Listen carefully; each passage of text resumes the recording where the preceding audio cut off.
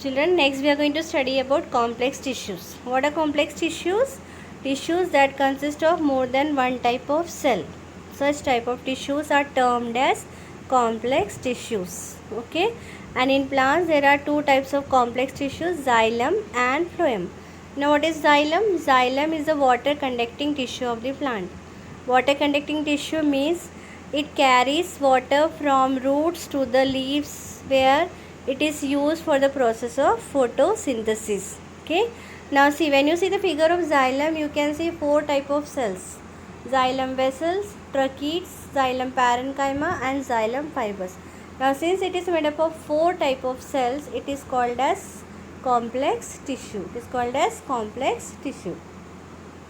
Now the cells of xylem, they have thick cell walls. Okay, they have thick cell walls and they are made up of, xylem is made up of four cells already discussed: tracheids, vessels, parenchyma and xylem fibers. Now out of this, the tracheids and vessels are the main conducting tissues, means they are the tissues which carry, they are the cells which carry the water and minerals from root to the soil. Xylem parenchyma is a living cell and it provides or it helps in storage of food, and fiber, it gives mechanical strength to the xylem. Okay, it gives mechanical strength to the xylem. But the tracheids, vessels and xylem fibers, they all are dead tissues. Only living tissue in xylem is xylem parenchyma. Now these tracheids and vessels, they have pores on their walls. Okay, that pores are called as pits. They are called as pits. Next is phloem. Phloem is the food conducting tissue of the plant. Means phloem will transport the food to different parts of the plant, and this is done, or this process is called as translocation. It is called as translocation. Now when phloem transports the food, it will transport the food in all directions. So this conduction of food is multi-direction, whereas conducting of water is unidirectional, because water is conducted only in one direction, so it is unidirectional. So here also you can see phloem is made up of four type of cells: phloem parenchyma, companion cell, phloem fibers and sieve tube. Okay, four different types of cells. That's why it is called as complex tissue. Okay, so it is called as complex tissue. Phloem conducts food in all directions, I already told you. Now sieve tubes and companion cells, these two cells are there in phloem which will help in conducting food, okay, and only dead fiber, only dead cell is the phloem fiber, remaining all are living cells in phloem. In xylem, all three were dead and one was living, that was xylem parenchyma. In phloem, all three are living and one is dead, that is phloem fiber. And the end walls, when they are attached, when the cells are attached to each other, the end walls of this are called as sieve plates, and then the sieve plates are perforated by pores, means these plates have pores all over it. Okay, and phloem is also called as bast. Phloem can also be called as bast, and xylem is also called as wood.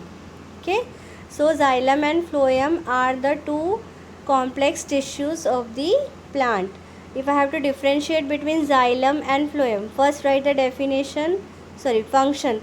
Xylem is water conducting tissue, phloem is what is called fluid conducting tissue. The flow of water in xylem is in one direction, the conduction of food in phloem is in all direction. In xylem, three cells are dead and only one is living. In phloem, three cells are living and one is dead. Okay, so in this way you can differentiate between xylem and phloem. Next is epidermis. Epidermis is a layer of cells that covers the entire surface of plant body. Okay, that covers the entire surface of the plant body. Whatever covering we see on the surface of the plant, that is epidermis. It is a single layered cell. It has a single layer. Okay, and it is thin. This layer is thin and transparent. Now some epidermal cells have tiny hairs will project from the surface of epidermis. Okay, this tissue may have hairs which will project from the epidermis. These hairs are called as trichomes, and these trichomes can be seen in some leaves. You can feel some roughness or hairy like structures on the leaves, some leaves. So that is trichomes. Then roots also have long elongated structures which are root hairs. Okay, these are root hairs. And epidermal cells. Epidermal cells are covered with waxy cuticle. They are covered with a protective covering called as cuticle, and this cuticle is waxy in nature. It's like wax in nature. Okay, and some epidermal cells, they secrete poisons or toxic substances. There is a reason for that. You will understand in the function. Now, what is the functions of epidermis? Functions of epidermis is that it acts as a barrier to microorganism and pathogens. That means it prevents the plant cell from microorganism and pathogens. Pathogens are disease causing microorganism. Then it helps in allowing light for photosynthesis. The trichomes, they help in preventing water loss. Root hairs, they increase the surface of the absorption of water from the soil. The waxy cuticle prevents water loss from leaves, and the bitter taste of the substance prevent grazing of animals. Okay, these are the functions of epidermis. So this is the figure